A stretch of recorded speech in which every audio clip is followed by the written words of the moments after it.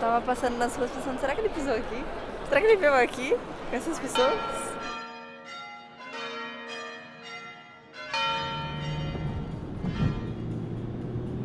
E ele disse que o Carlo, por ele mesmo, não fez nada, né? Não falava que ele era santo, que ele fazia uma coisa. Mas que Deus fez grandes coisas nele. E talvez seja essa a chave do negócio. Não só para a história dele, para de todo mundo, para dos santos que já foram contados e para os que vão vir.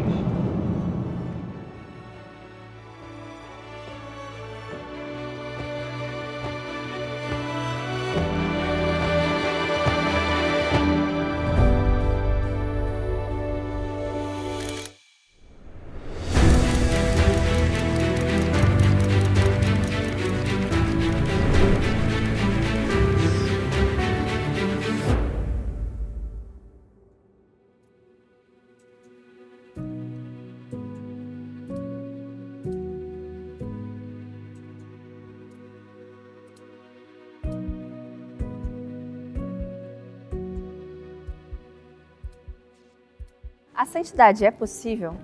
Quando nós pensamos em santos, talvez nós imaginemos heróis de outros tempos.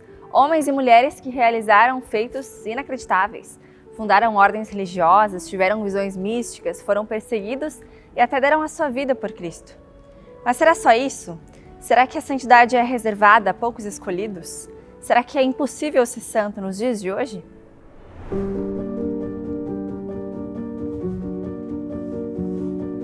Carlo Acutis. Esse nome tem ecoado por igrejas, redes sociais e rodas de conversa entre os católicos nos últimos meses. Com o anúncio da sua canonização, muitos têm se perguntado: o que fez esse jovem de apenas 15 anos ser declarado santo? Sabemos que a história da igreja está repleta de santos que realizaram obras grandiosas. Carlo era um adolescente como qualquer outro. Gostava de futebol, videogame e Coca-Cola. Um menino extrovertido, inteligente, com um jeito carismático que conquistava facilmente as pessoas ao seu redor.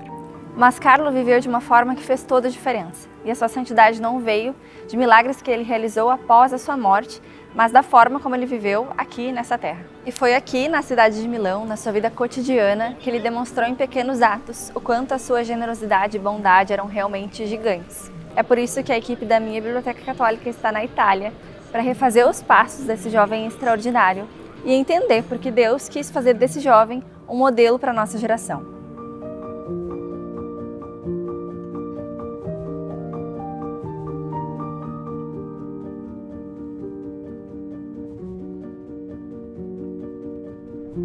Carlo nasceu no dia 3 de maio de 1991 e foi batizado aos 15 dias de vida na Igreja Nossa Senhora das Dores, em Londres, onde seus pais estavam temporariamente a trabalho. Seus pais, Antônia e Andrea Acutis, eram católicos apenas por tradição.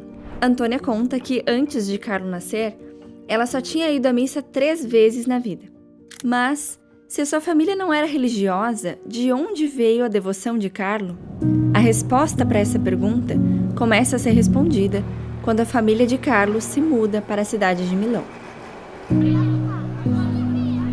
Quando Carlo tinha 4 meses, seus pais contrataram uma babá para cuidar dele.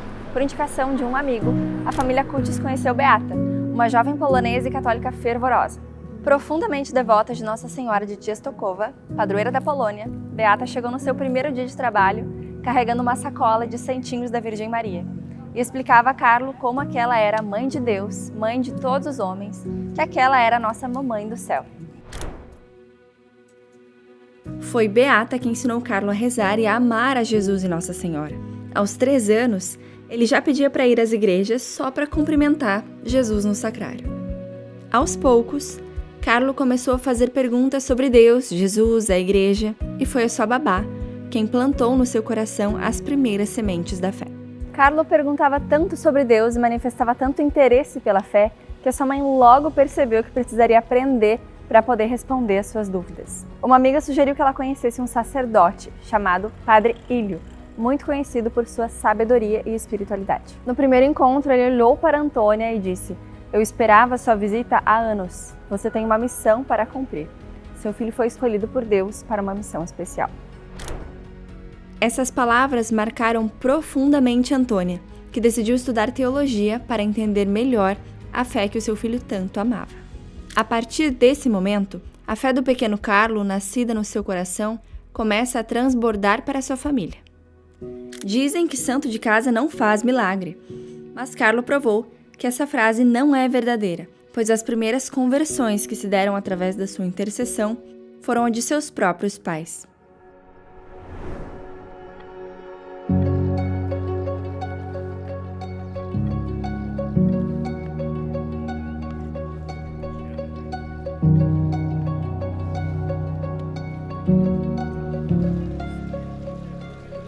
Se teve um lugar no mundo que Carlo amou, esse lugar foi Assis. Ele dizia que esse era um dos lugares mais bonitos do mundo e que a simplicidade e a espiritualidade de São Francisco inspiravam muito a ele. Por isso, seus pais decidiram comprar uma casa aqui, onde eles passavam as férias e os finais de semana. Um grande devoto de São Francisco e de Santa Clara, quando adotou uma cachorrinha, lhe deu o nome de Chiara. Quando Carlo estava em Assis, ele evitava chamar a cachorrinha pelo nome. Ele percebia que toda vez que chamava Chiara, algumas freiras que passavam por perto olhavam com reprovação, achando que ele estava gritando o nome de Santa Clara de maneira desrespeitosa. Esse cuidado de Carlo mostrava como ele respeitava a espiritualidade do lugar e queria sempre agir com reverência. Nessa época, a mãe de Carlo já frequentava o curso de teologia, e um padre, que era seu professor, pediu a ela que substituísse uma freira na condução das aulas de catequese de uma paróquia em Milão. Ao comentar que o filho estava ansioso por poder comungar, o padre sugeriu que ela o levasse às aulas de catequese. Carlo acompanhou as aulas preparatórias com grande alegria, e depois de concluí-las, seus pais encaminharam um pedido especial ao bispo local, para que a sua primeira comunhão fosse antecipada. Após entrevistá-lo e perceber a sua maturidade espiritual, o bispo concedeu a autorização, aconselhando que a celebração acontecesse em um local mais recolhido. E assim, na manhã do dia 6 de junho de 1998, Carlo e seus pais chegaram bem aqui onde nós estamos, o mosteiro das monjas eremitas de Santo Ambrósio, que fica em Perego, perto de Milão. Durante a missa, as freiras presentes ficaram impressionadas com a serenidade e o recolhimento de Carlo. Quando recebeu a Eucaristia pela primeira vez, ele abaixou a cabeça entre as mãos por um instante e logo depois mexeu-se levemente, como se tivesse sido tomado por uma alegria profunda e incontrolável. As freiras que residiam aqui na época lembram com carinho desse momento, e Carlo, de vez em quando, voltava aqui para visitá-las e pedir que as irmãs rezassem por ele. Noi l'abbiamo conosciuto proprio il giorno della prima comunione, la sua strada è l'Eucaristia. Lui che era un ragazzino, anche questa cosa non è da poco, ecco, questo aver saputo conciliare queste due cose, ecco, di vivere evangelicamente in una situazione che invece avrebbe potuto portarlo ad atteggiamenti tutt'altro che evangelici, sia di orgoglio che di lusso, che di comodo, eccetera. Questo fatto che lui si dedicasse all'adorazione era anche una necessità, cioè lui aveva anche bisogno di ricaricarsi per poter vivere la giornata come Gesù gli chiedeva, perché chi ha un po' di esperienza di vita si sa benissimo che essere sempre bravi non è facile. Mi sembrerebbe bello sottolineare questa sua normalità vissuta secondo il Vangelo, per cui diventa straordinaria perché lui non lasciava mai perdere le parole di Gesù. O dia da primeira comunhão de Carlo foi um divisor de águas. Foi como se depois daquele dia vivido aqui no mosteiro, ele estivesse completo. A Eucaristia se tornou a sua essência, a ponto dele dizer que o seu plano de vida era estar sempre unido a Jesus. Não demorou muito para que Carlo começasse a frequentar a missa diariamente, e ele gostava de chegar mais cedo ou de permanecer um pouco mais na igreja em adoração. Ele dizia a seus pais que, assim como nós ficamos bronzeados quando nos expomos ao sol, nós nos tornamos santos quando ficamos diante da Eucaristia. Seus pais, impressionados, notavam que Carlo nunca tratava esses momentos como uma obrigação, mas como um encontro pessoal e esperado com Jesus. Certa vez, a paróquia que a família de Carlo frequentava organizou uma peregrinação à Terra Santa.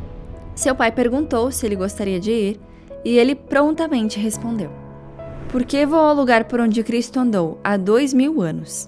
quando posso visitá-lo vivo no sacrário?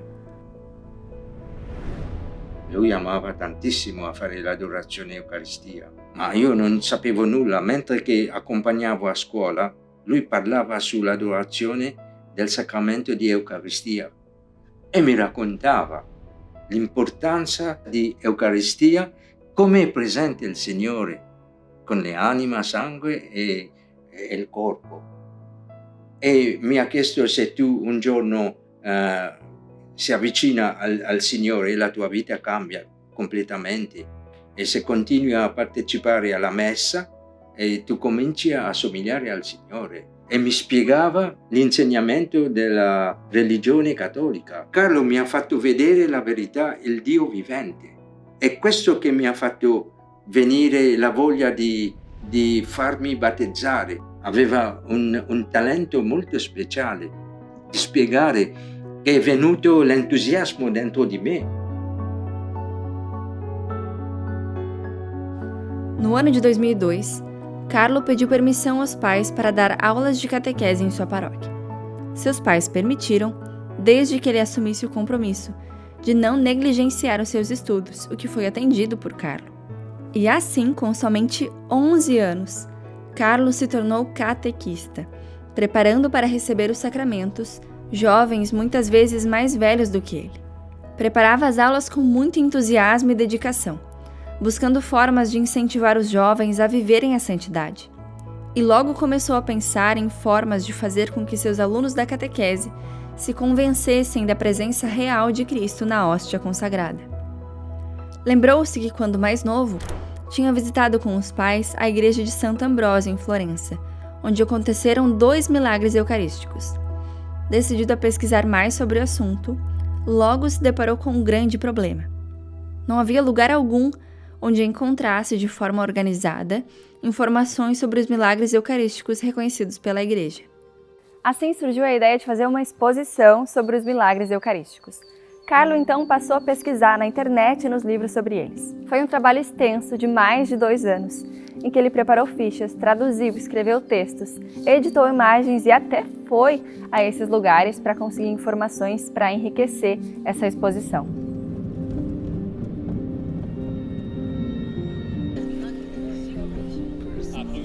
No início dos anos 2000, a internet ainda estava se popularizando, mas Carlo parecia ter uma aptidão natural para a informática.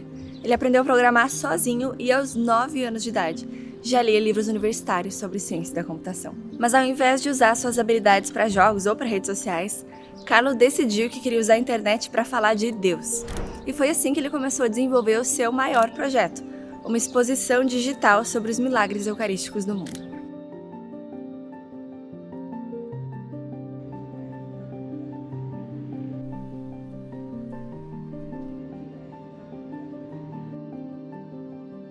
Carlo era apaixonado pela Eucaristia e queria que mais pessoas entendessem a presença real de Jesus na hóstia consagrada. Por isso, decidiu documentar os milagres eucarísticos reconhecidos pela Igreja ao longo dos séculos. Os milagres foram organizados em painéis e cada um deles apresentava o relato de como aquele milagre aconteceu, os estudos científicos relacionados a ele, a data em que a Igreja reconheceu aquele milagre e toda a documentação fotográfica que ele conseguiu juntar. O resultado da sua pesquisa foi disponibilizado gratuitamente na internet, para que qualquer paróquia ou grupo pudesse baixar os arquivos, imprimir os painéis e organizar sua própria exposição. E foi exatamente o que aconteceu. Só nos Estados Unidos, mais de 10.000 paróquias receberam a mostra. Ela também foi exibida em alguns dos santuários mais importantes do mundo, como Fátima, Lourdes e Guadalupe. O que começou com um projeto simples de um adolescente se tornou um fenômeno global de evangelização. Mas Carlo não parou por aí e começou a trabalhar em outros projetos, criando mais 3 exposições. Uma sobre as aparições e os santuários marianos no mundo, uma sobre anjos e demônios e uma sobre céu, inferno e purgatório.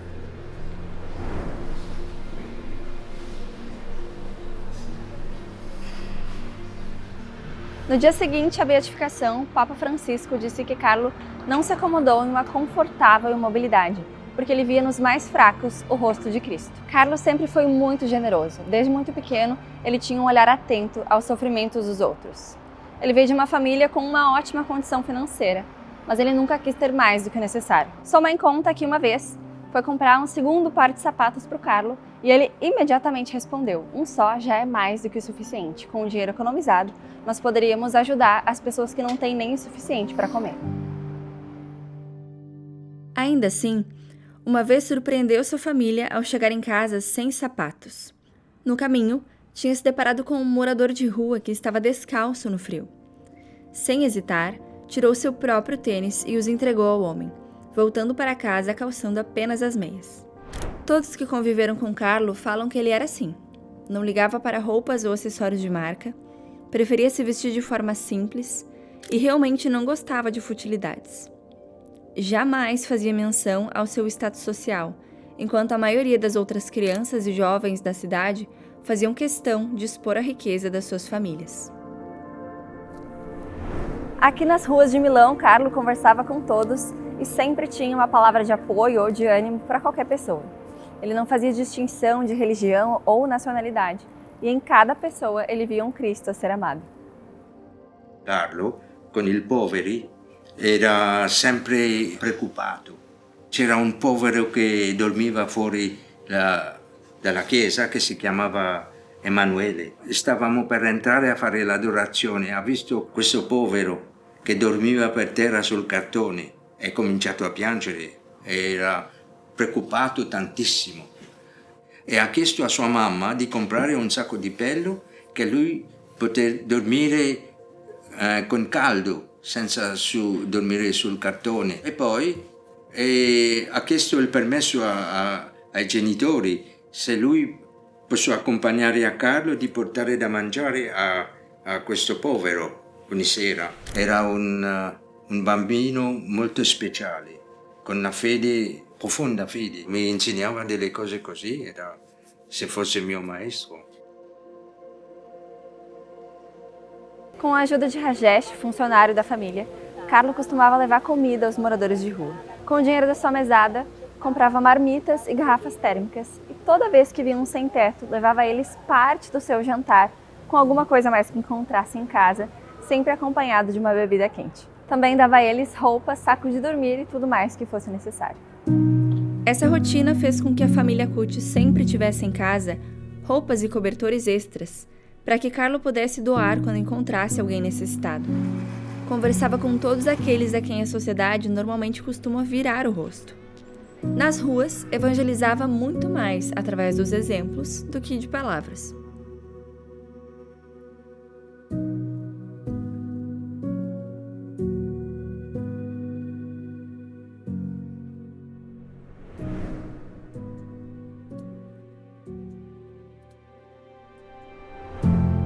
Esse aqui é o Instituto das Irmãs Marcelinas, escola onde o Carlo estudou praticamente toda a vida dele e onde viveu a caridade de forma concreta no dia a dia.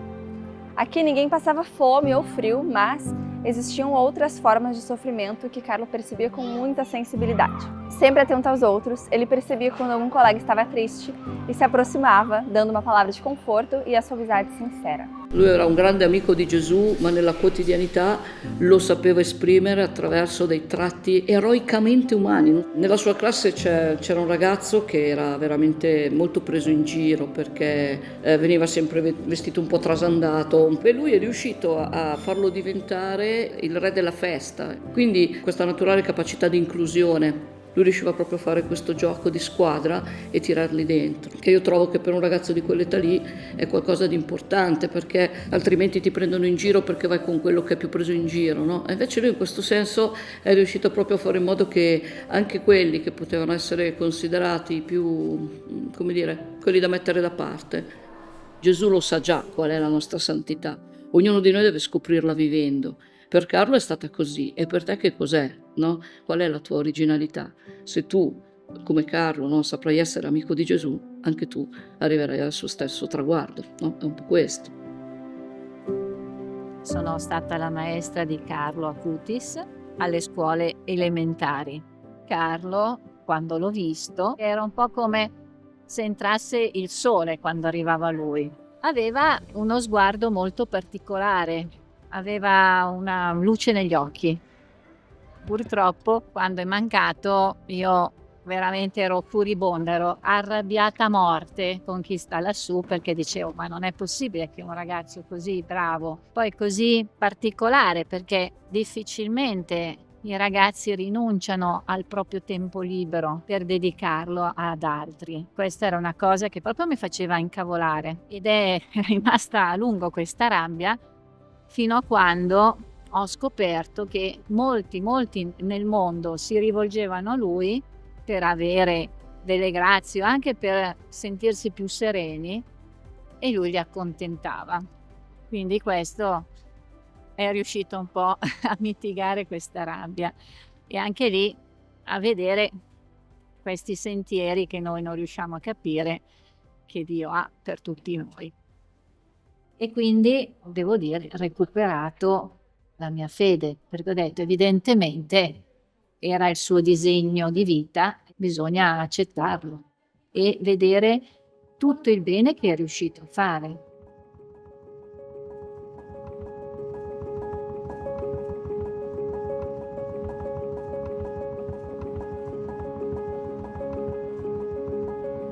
Che mi ricordo maggiormente di Carlo è proprio la sua serenità e pacatezza e voglia di ridere e scherzare con la quotidianità. Penso che lui quello che ha cercato di fare nella sua vita è stato quello di vivere momento per momento quello che gli veniva chiesto. Si avvicinava principalmente ai ragazzini che avevano problemi e passava appunto il momento dell'intervallo, magari li invitava a casa sua a studiare. Un ragazzo attento a quelli che gli erano intorno, attento a quello che gli accadeva così, attento agli avvenimenti e alle persone que encontrava.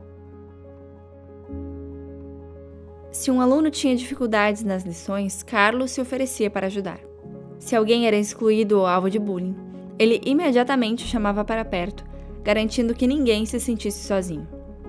Seus professores, percebendo essa inclinação, algumas vezes lhe sugeriam que fosse brincar com outras crianças, para que também aproveitasse os seus momentos livres.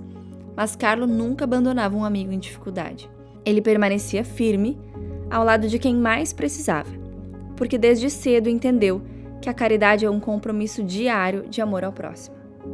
Quando criança, Carlo costumava passear no parque com a sua avó e sempre encontrava um amiguinho que vinha acompanhado de sua babá, uma mulher filipina. Um dia, Carlo percebeu que a babá estava chorando. Ao perguntar o que tinha acontecido, soube que sua mãe, nas Filipinas, tinha sido gravemente ferida após um furacão destruir a sua casa. Ela não tinha dinheiro para ajudar a família.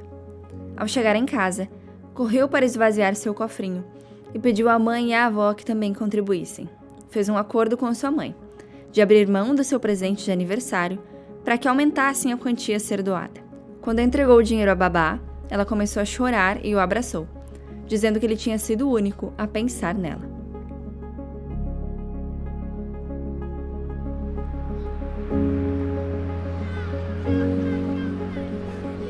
Estamos aqui na igreja de Santa Maria Segreta, próximo à casa de Carlo, e aqui é onde os acutis costumavam frequentar. Não por acaso, é uma igreja de devoção mariana, e desde muito jovem, Carlo já demonstrava um interesse especial por Nossa Senhora. Sua devoção mariana teve início ainda na sua infância, inspirada pelas orações ensinadas pela sua babá, Beata, que era muito devota de Nossa Senhora de Częstochowa, padroeira da Polônia. Carlo aprendeu a rezar o terço com Beata e rapidamente o incluiu na sua rotina diária.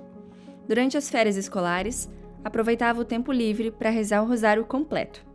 Com um espírito contemplativo, Carlo via na oração do terço e do rosário um meio de meditar os mistérios da vida de Jesus através do coração de Maria. Costumava dizer que depois da Santa Eucaristia, o Santo Rosário é a arma mais poderosa para se combater o diabo. O rosário é o caminho mais curto para subir aos céus. No ano de 2002, quando Carlo tinha 11 anos, a família Acutis fez uma grande viagem por vários santuários marianos na Europa. E na primeira parada em Lourdes aconteceu um episódio, no mínimo, inusitado. Alguns anos antes, a família de Carlo tinha comprado uma cachorrinha chamada Briciola, que ficou conhecida pelo seu modo agitado e a forma de rosnar para todo mundo de modo ameaçador. Por isso, nas suas brincadeiras, Carlo chamava a cachorrinha de Cão dos Sete Demônios. Briciola foi junto nessa viagem e era carregada pela avó do Carlo em uma bolsinha, que a permitiria passar desapercebida em quase todos os lugares. Quando chegaram em Lourdes, Carlo fez questão de dar à Brítola a água milagrosa, e toda a família afirma que depois disso, a cachorrinha ficou muito mais tranquila. Em Lourdes, Carlo renovou sua promessa de rezar o terço diariamente e se consagrou ao coração imaculado de Maria. Depois de ter bebido água da fonte, permaneceu mais de 1 hora totalmente imerso em oração. A família também passou por lugares como Fátima, a Catedral de Chartres e o local da aparição da Medalha Milagrosa em Paris. Lá tiveram uma certa dificuldade em achar a capela das aparições de Nossa Senhora, e Carlo ficou muito tocado ao perceber que ninguém era capaz de lhes indicar onde ficava, como se aquele lugar tão importante jamais houvesse existido. O amor de Carlo por Nossa Senhora foi se aprofundando com o passar do tempo, mas ganhou um capítulo especial quando ele conheceu a história das aparições da Virgem em Fátima. Carlo contou à sua mãe que em sonho viu anjos surgindo entre as nuvens e, em seguida, a Virgem de Fátima sobre a Praça de São Pedro em Roma, lotada de pessoas. Nossa Senhora alertava a multidão sobre os tempos difíceis que aguardavam o cristianismo por causa da desobediência dos cristãos. Este sonho despertou um grande interesse de Carlo pela mensagem de Fátima. Conforme estudava sobre o assunto, dedicava-se cada vez mais nas orações em reparação pelas ofensas ao Imaculado Coração de Maria, conforme os pedidos da Santa Virgem aos pastorinhos. Foi nessa fase que Carlo leu as memórias da irmã Lúcia e uma parte específica o marcou profundamente. Jacinta, Lúcia e Francisco perguntam a Nossa Senhora se eles iriam para o céu. Então Maria responde que Lúcia e Jacinta certamente iria, mas que Francisco, se quisesse ir para o céu, ainda deveria rezar muitos terços. Os pais de Carlo perceberam que alguma coisa tinha deixado ele inquieto, perguntando o que tinha sido, então ele responde que se Francisco, que era tão bom e simples, teve de rezar muitos terços para ir para o céu, como é que eu vou merecer ir para lá, já que sou tão pecador comparado a ele? Depois de conhecer essa história, Carlo passou a se dedicar ainda mais à oração do terço e passou a expressar frequentemente seu desejo de chegar ao céu sem precisar passar pelo purgatório. Primeiro, acho que é muito impactante a gente comentou da normalidade, né? Eu acho que esse é o ponto mais impactante, por mais incrível que pareça. A normalidade acho que é o que mais inquieta as pessoas, porque acaba com as nossas desculpas. De que não, é uma outra época, tinha um outro contexto. Não, era muito parecido com a gente. E acho que em primeiro lugar é esse impacto.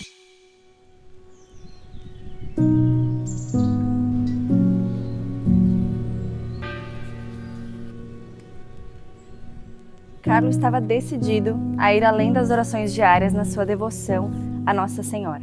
E cada vez mais crescia no seu coração o desejo de pisar nos lugares onde Maria tinha deixado os seus sinais, como esse aqui que nós estamos agora. Aqui é o Santuário de Nossa Senhora de Montalegro, que fica em Rapallo, a mais ou menos umas 3 horas de Milão.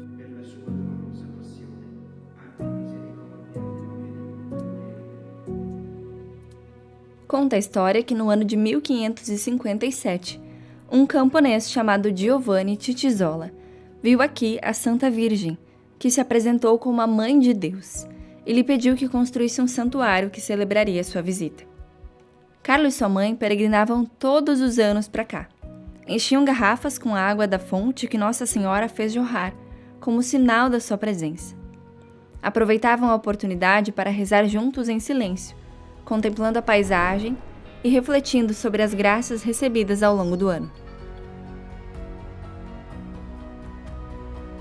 Foi aqui, no Santuário de Montalegro, que ele fez a sua última peregrinação, no verão do ano de 2006, poucos meses antes da sua morte. E nesse dia, Carlo contou à sua mãe que pediu a Maria a graça especial de ir direto para o céu e não passar pelo purgatório.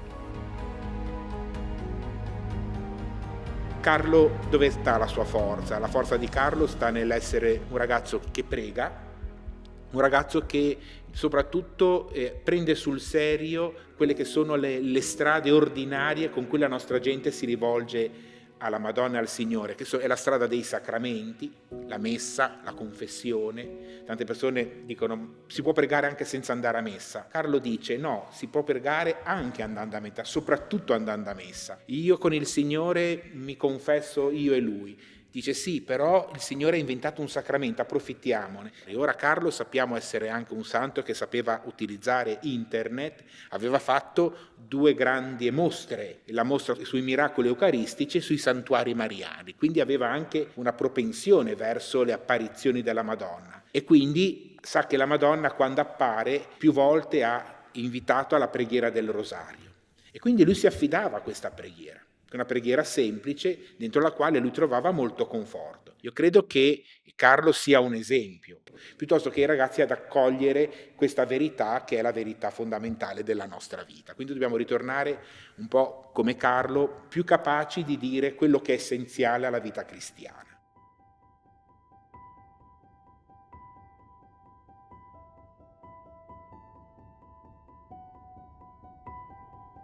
Em seus últimos meses de vida, Carlo deu início a um novo projeto, destinado a divulgar as aparições e os santuários marianos pelo mundo. Esse projeto foi finalizado por sua família, e assim como a exposição sobre os milagres eucarísticos, já foi apresentado em diversos lugares pelo mundo.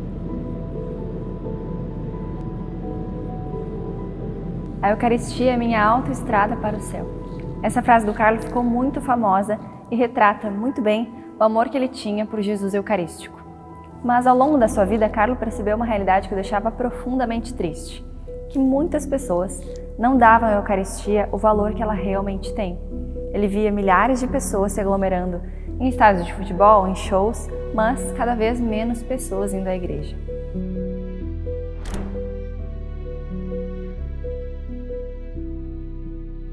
Carlo trabalhou na exposição dos milagres eucarísticos até os seus últimos dias de vida. Quando já estava no hospital, sabendo que vivia seus últimos momentos na terra, sua mãe sugeriu a ele que assim que chegasse no céu, pedisse a Jesus outros milagres eucarísticos.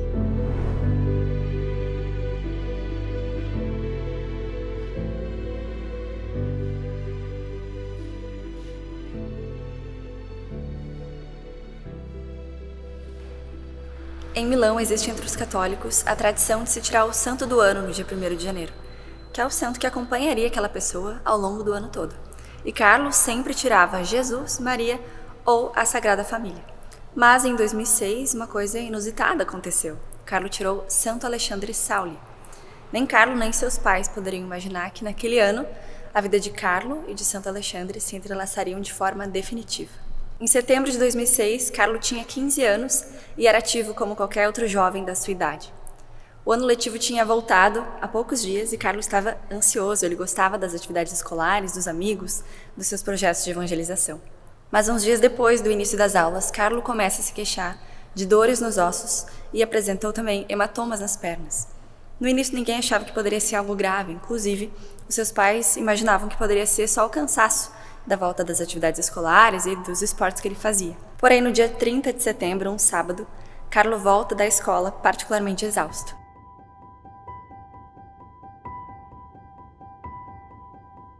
A família teve um final de semana praticamente normal.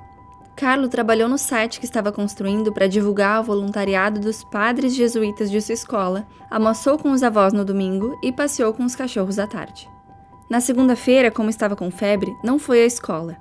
Uma médica o atendeu em casa, prescreveu um remédio e recomendou repouso pelos próximos dias. Mesmo com febre, Carlo fazia lição de casa, rezava o terço e procurava manter-se ativo. Todos acreditavam que se tratava apenas de um resfriado. Na noite de terça-feira, dia 3 de outubro, Carlo disse a seus pais que ofereceria seus sofrimentos ao Papa e à Igreja, para não ter de passar pelo purgatório. Como Carlo costumava ser muito brincalhão, os pais pensaram que era apenas mais uma de suas brincadeiras.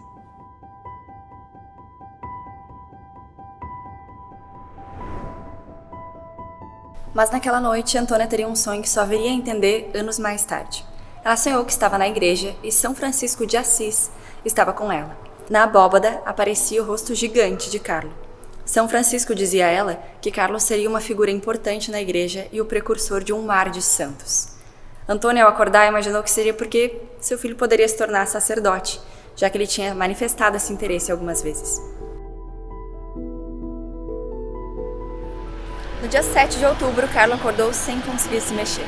Seus pais ligaram para o pediatra da família, que recomendou que eles levassem ele imediatamente para uma clínica.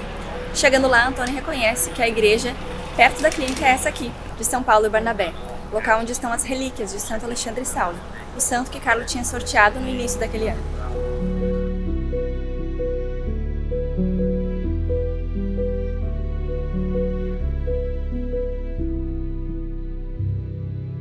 Naquele mesmo dia veio o diagnóstico: leucemia promielocítica aguda, uma doença silenciosa que se manifesta apenas quando já está em estágio avançado.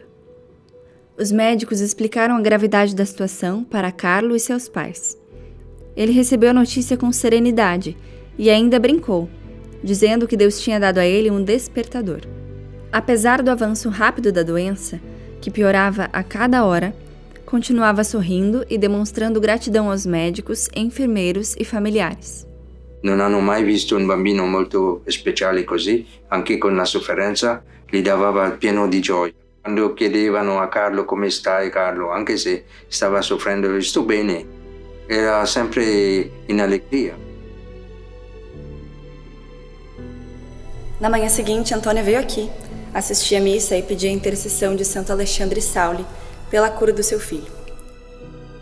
Carlo permanecia no hospital com a mesma calma e serenidade de sempre. Se preocupava com os pais e a avó, que o acompanhavam o tempo todo e acabavam não descansando. Os médicos e enfermeiras se surpreendiam, pois sabiam das dores fortíssimas causadas por esse tipo de leucemia. Percebiam que Carlo carregava consigo uma força que não era sua. Por fim, pediu para receber a unção dos enfermos e falou do desejo de ser sepultado em Assis. Em seguida, Carlo fechou os olhos, para nunca mais voltar a abri-los.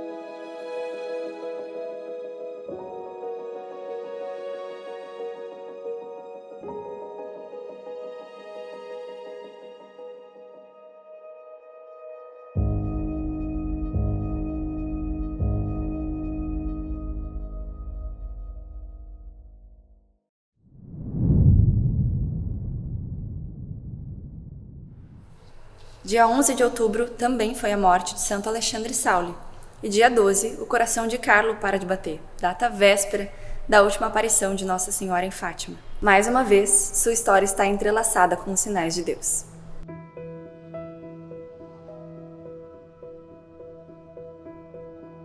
Exatamente 10 dias após a morte de Carlo, em 21 de outubro de 2006, uma freira constatou a presença de uma efusão avermelhada saindo das hóstias consagradas em uma igreja no México. Esse milagre seria reconhecido oficialmente pela igreja no dia 12 de outubro de 2012, dia do aniversário da morte de Carlo. Os pais de Carlo sabiam que seu filho tinha o hábito de ajudar os mais necessitados, mas foi só depois da sua morte que eles entenderam a verdadeira dimensão dos atos de caridade de Carlo. No dia do seu funeral, ao chegarem para a missa de corpo presente, Antônio e André se depararam com uma multidão completamente inesperada. Entre os rostos desconhecidos estavam mendigos, imigrantes, famílias em situação de vulnerabilidade, idosos solitários, todas essas pessoas que Carlo tinha ajudado ao longo da sua vida de forma anônima. Eram tantos que muitos não conseguiram entrar na igreja e ficaram do lado de fora para prestar a sua última homenagem. Depois da morte do Carlo, uma coisa impressionante começou a acontecer. A sua fama de santidade se espalhou muito rápido e vários relatos de graças alcançadas pela sua intercessão chegavam diariamente ao conhecimento de seus pais. Então, um comitê foi organizado para pedir a abertura do seu processo de canonização, com a participação do pároco da igreja que Carlo frequentava, alguns padres da sua escola e outras pessoas que o conheceram.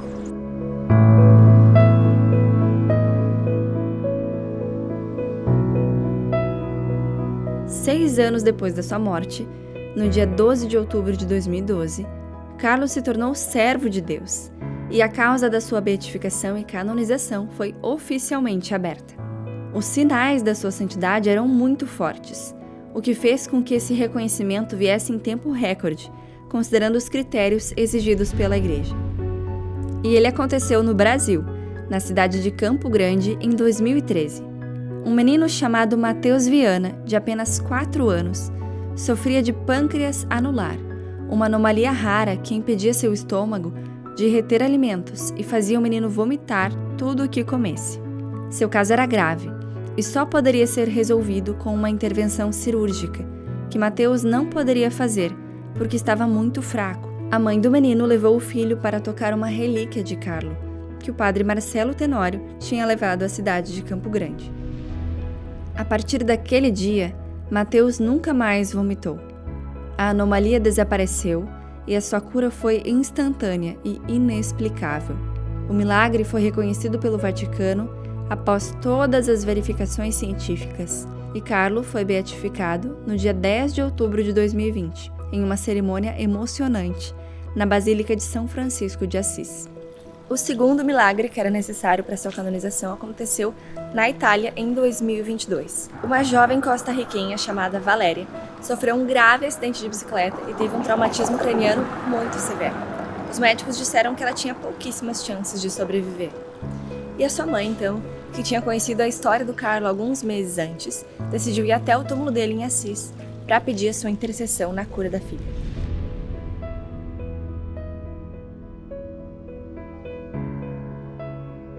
No mesmo dia, Valéria começou a apresentar sinais impressionantes de recuperação. Em 5 dias, recuperou sua motricidade, a fala e a capacidade de respirar sem o auxílio da traqueostomia. Em 10 dias, a grave hemorragia que apresentava tinha desaparecido e Valéria estava completamente curada. Assim, em 23 de maio de 2024, o Papa Francisco anunciou oficialmente: Carlo Acutis seria santo. Voglio dire che l'anno prossimo, nella giornata dei bambini, degli adolescenti, canonizzerò il beato Carlo Acutis.